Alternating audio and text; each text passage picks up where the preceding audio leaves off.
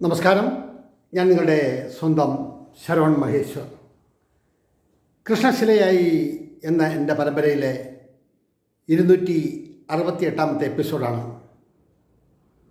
ഇന്നത്തെ എപ്പിസോഡിൽ ഞാൻ നിങ്ങളോട് പറയുന്നത് പ്രശസ്ത നാടക നടനും സിനിമാ നടനുമൊക്കെയായ ശ്രീ പൂജപ്പുര രവിയെക്കുറിച്ചിട്ടാണ്. രവിയേട്ടനെക്കുറിച്ച് പറയുമ്പോൾ 1000 ഓർമ്മകളാണ് എൻ്റെ മനസ്സിൽ നിഴലിക്കുന്നത്. മറ്റൊന്നുമല്ല, അദ്ദേഹം നാടകത്തിൽ അഭിനയിക്കുന്ന കാലത്ത് കലാനിലയത്തിൻ്റെ നാടകങ്ങളിൽ എത്രയോ കഥാപാത്രങ്ങളായാണ് അദ്ദേഹം മാറിയിട്ടുള്ളത്. ഞാൻ ആദ്യമായി കാണുന്നത് കലാനിലയത്തിൻ്റെ നാടകം പുത്തരിക്കണ്ടം മൈതാനിയിൽ നടക്കുമ്പോൾ നാടകത്തിൻ്റെ പിന്നാമ്പുറത്ത് കലാകാരന്മാരെ കാണാനുള്ള തിക്കും തിരക്കിനിടയിൽ ഞാനും കർട്ടനുള്ളിലൂടെ നോക്കുമ്പോൾ ശ്രീ പൂജപ്പുര രവി, രവീന്ദ്രൻ നായർ എന്ന പൂജപ്പുര രവി പിന്നിലൂടെ വന്ന് എൻ്റെ കാതിൽ ഇങ്ങനെ കിഴുക്കിയിട്ട് സ്റ്റേജിൽ എത്തി നോക്കുന്നോടാ, ഫ്രണ്ടിൽ ചെന്നിരുന്ന് നാടകം കണ്ടൂടെ നിനക്ക്?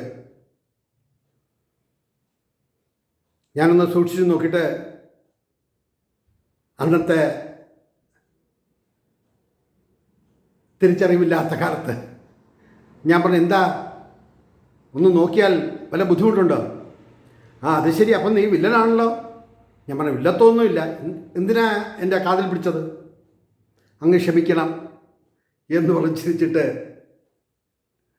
മോൻ ഫ്രണ്ടിൽ ചെന്നിരിക്കെ, നാടകം തുടങ്ങുമ്പോൾ കാണുന്നതല്ലേ അതിൻ്റെ ഭംഗി എന്ന് പറഞ്ഞ് ചിരിച്ചിട്ട് എന്നെ കൂട്ടി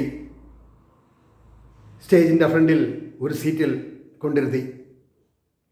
അവിടെ ഇരുന്നാലൊന്നും സ്റ്റേജിൽ നടക്കുന്നത് ശരി കാണാൻ പറ്റാത്തതുകൊണ്ട് വളരെ പിറകിൽ വന്ന് ഇരുന്നാണ് നാടകം കണ്ടത്. അങ്ങനെയാണ്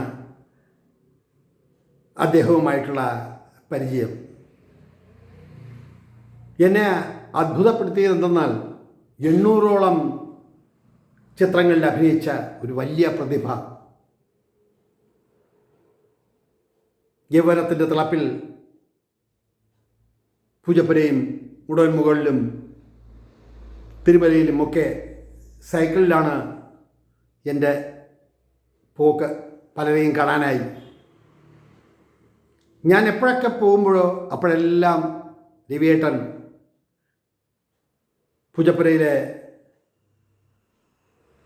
വിജയമോഹിനി മില്ലിൻ്റെ ഫ്രണ്ടിലുള്ള ആ റോഡിൽ ഒരു കൈലിയും ഉടുത്ത് ബനിയനും ഇട്ട് തോളിൽ ചിലപ്പോൾ ഒരു ചെറിയ ടവൽ കാണും, ചിലപ്പോൾ കാണില്ല. അങ്ങനെ നിന്ന് റോഡിലൂടെ പോകുന്ന ദൃശ്യങ്ങൾ ഇങ്ങനെ കണ്ടുകൊണ്ടിരിക്കും.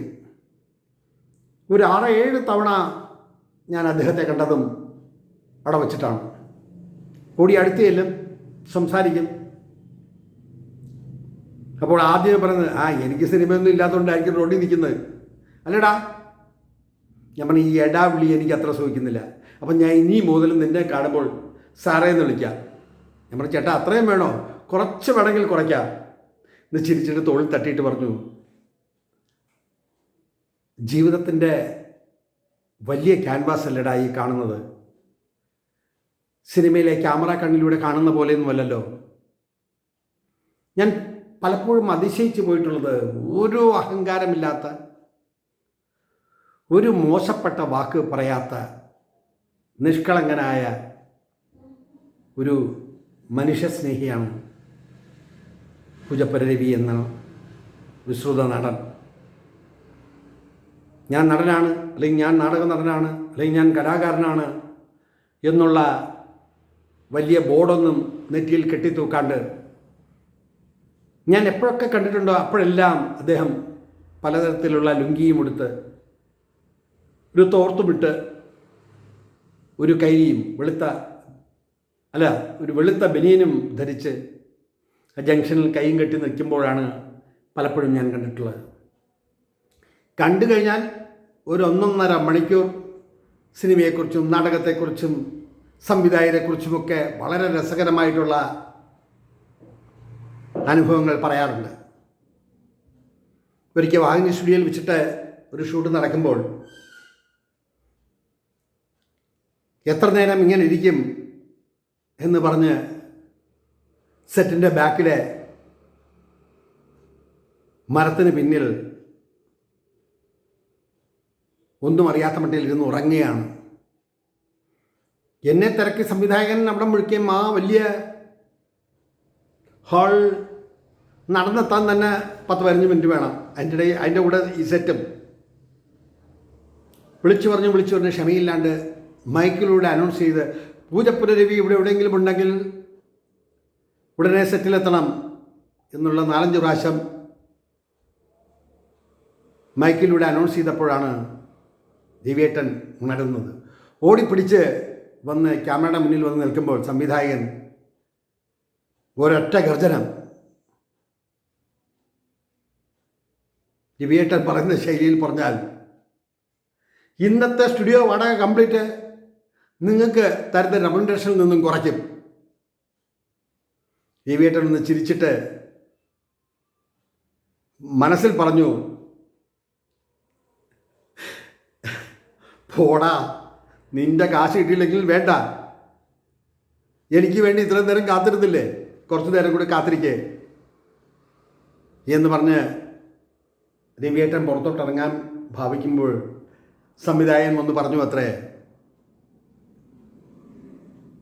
ഒരുപാട് പേർ വർക്ക് ചെയ്യുന്നൊരു സെറ്റിൽ ഓരോരുത്തർക്കും നമ്മൾ കൊടുക്കുന്ന പൈസയും അവരുടെ പ്രവർത്തനവും ഒക്കെ നഷ്ടമായാൽ എന്താണ് വരികയെന്ന്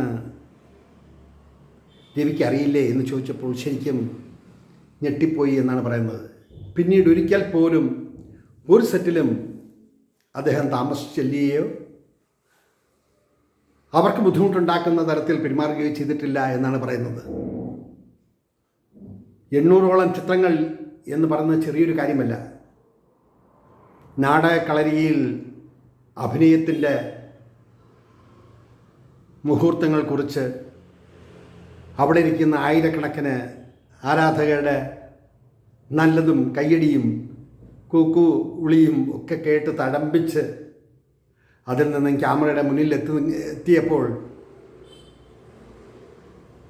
അത് സ്റ്റേജിൽ ഭയങ്കരമായിട്ട് അഭിനയിച്ച് പ്രകടിപ്പിക്കേണ്ട കാര്യങ്ങളാണ്. ഇതല്ലല്ലോ, തെറ്റിയാലും നമുക്ക് റീടേക്ക് എടുക്കാമല്ലോ. അപ്പോൾ ഞാൻ ഒരിക്കൽ ചോദിച്ചു, ചേട്ടാ, സിനിമയിൽ അഭിനയിക്കുന്നതിനാണോ കൂടുതൽ ബുദ്ധിമുട്ട്, നാടകത്തിൽ അഭിനയിക്കുന്നതാണ്? അതെന്താണോ നിനക്ക് സംശയം? നാടകത്തിൽ അഭിനയിക്കുക, നാടകത്തിൽ ഉടൻ തന്നെ അതിൻ്റെ റിസൾട്ട് നമ്മൾ അനുഭവിച്ചറിയുകയാണ്. തെറ്റും ശരിയും എല്ലാം വിധിക്കുന്നത് അവിടെ വച്ചാണ്. സിനിമ അതല്ല. ഒന്ന് ശരിയായില്ലെങ്കിൽ വീണ്ടും എടുക്കാം, വീണ്ടും ഷൂട്ട് ചെയ്യാം. അങ്ങനെ പറഞ്ഞ ദിനങ്ങൾ ഒരുപാട് പ്രാവശ്യം, ഒരു 8-10 തവണയെങ്കിലും അദ്ദേഹത്തെ കണ്ട് സംസാരിക്കുകയുണ്ടായി. ഒരിക്കൽ ഞാൻ അദ്ദേഹത്തോട് പറഞ്ഞു, എന്ന് പറഞ്ഞാലും ഈ റോഡിൽ നിന്ന് വിളിച്ചു ചേർത്ത് സംസാരിക്കുന്നതല്ലാണ്ട് വീട്ടിൽ കൊണ്ടുപോവുകയോ വീട്ടിലെടുത്ത് സംസാരിക്കുകയോ ചെയ്യാതെന്താ രവിയേട്ടാ? അതാ വീടും കൂടിയൊന്നും ഇല്ലേ? അപ്പോൾ എന്നോട് ചിരിച്ചോണ്ട് പറഞ്ഞു, ശരി, എന്തായാലും ഇന്ന് നിന്നെ വീട്ടിൽ കൊണ്ടുപോയി ചായയും സർക്കാരൊക്കെ തന്നെ നിന്നെ വിടുന്നുള്ളൂ, വന്നേ പറ്റൂ നീ. ഞാൻ പറഞ്ഞു, ചേട്ടാ, ഞാൻ വെറുതെ പറഞ്ഞതാണ്, ഞാൻ തിരുമലയിൽ ഒരാളിനെ കാണാനായിട്ട് പോവുകയാണ്, ഇനിയൊരു അവസരത്തിൽ വരാം. ഇല്ല, നീ വന്നിട്ട് പോയാൽ മതി, നാളെ ഞാൻ ഉണ്ടായില്ലെങ്കിൽ നീ എന്തു ചെയ്യും? നീ എല്ലാവരോടും പറഞ്ഞു കിടക്കില്ലേ? പെട്ടെന്ന് ഞാൻ മനസ്സിന് വിഷമമായി. ഞാൻ പറഞ്ഞു, ചേട്ടാ, ഈ സൈക്കിൾ ഉന്തി ഞാൻ വീണ്ടും അങ്ങോട്ട് വരണ്ടേ? ചേട്ടൻ ക്ഷണിച്ചാലും ക്ഷണിച്ചില്ലെങ്കിലും ചേട്ടനെ കാണുമ്പോൾ ഞാൻ ഓടി വന്ന് സംസാരിക്കാറില്ലേ? അത് തന്നെ വലിയൊരു കാര്യം അല്ലേ? 28 ഒക്ടോബർ 1936 ശ്രീ രവീന്ദ്രൻ നായർ എന്ന പൂജപ്പുര രവിയുടെ ജനനം. 18 ജൂൺ 2023 അദ്ദേഹം ഈ ലോകത്തോട് വിട പറഞ്ഞു. 1962 വേലുത്തമ്പി തളവ എന്ന ചിത്രത്തിലൂടെ അഭിനയ രംഗത്തെത്തി. തച്ചോളി അമ്പു, സമാഗമം തുടങ്ങി 800ഓളം ചിത്രങ്ങൾ. കലാനിലയത്തിൽ 10 വർഷത്തോളം അദ്ദേഹം പ്രവർത്തിച്ചു. ഏറിയ പങ്കും ഹാസ്യ റോളുകളിൽ അഭിനയിച്ചുവെങ്കിലും അഭിനയം എന്താണെന്ന്, എങ്ങനെയാണെന്ന്, അതിലെ ആർജവം എങ്ങനെയാണെന്നും മറ്റും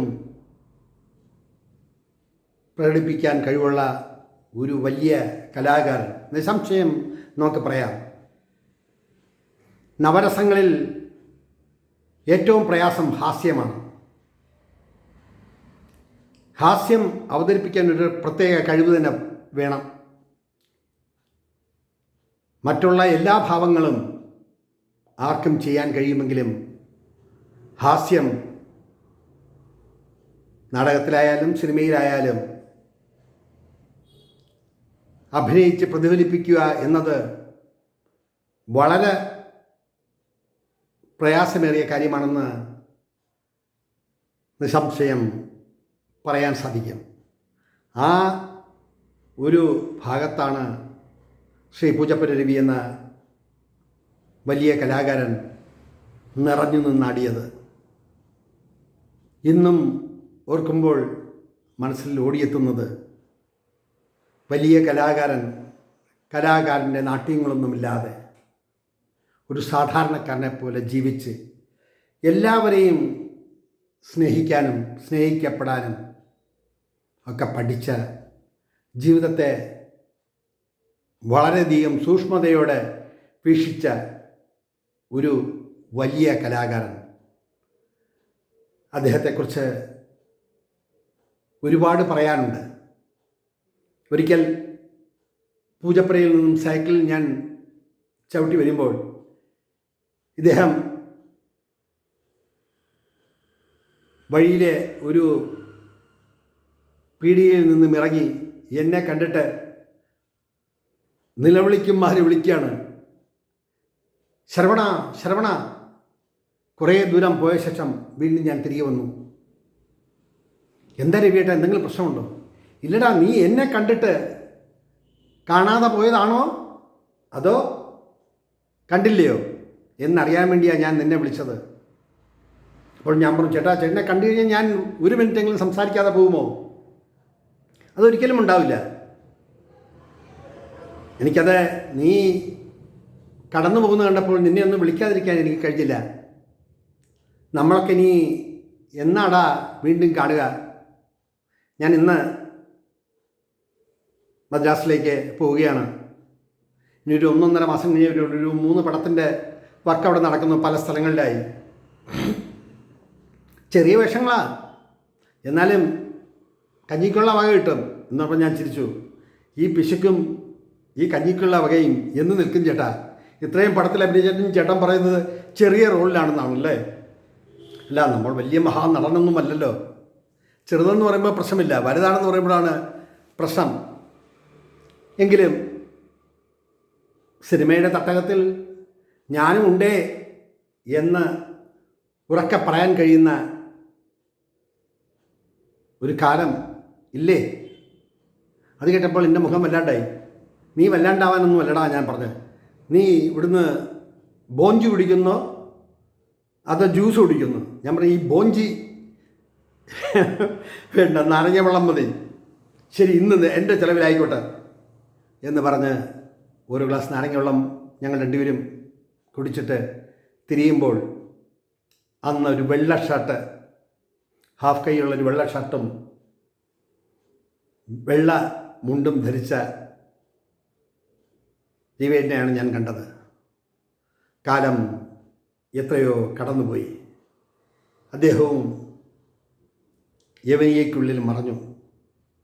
പക്ഷെ ഇന്ന് എത്രയോ വർഷങ്ങൾക്ക് ശേഷം ആ വലിയ കലാകാരനെ ഓർക്കുമ്പോൾ സ്നേഹത്തിൻ്റെ പര്യായം എന്ന് പറയേണ്ട ഒരു വലിയ വ്യക്തിത്വം, അതാണ് ശ്രീ പൂജപ്പുര രവി അദ്ദേഹത്തെക്കുറിച്ചുള്ള വിശദമായ കുറിപ്പുകൾ ഇതിൽ ചേർക്കുന്നുണ്ട്. നിർത്തട്ടെ. നന്ദി, നമസ്കാരം.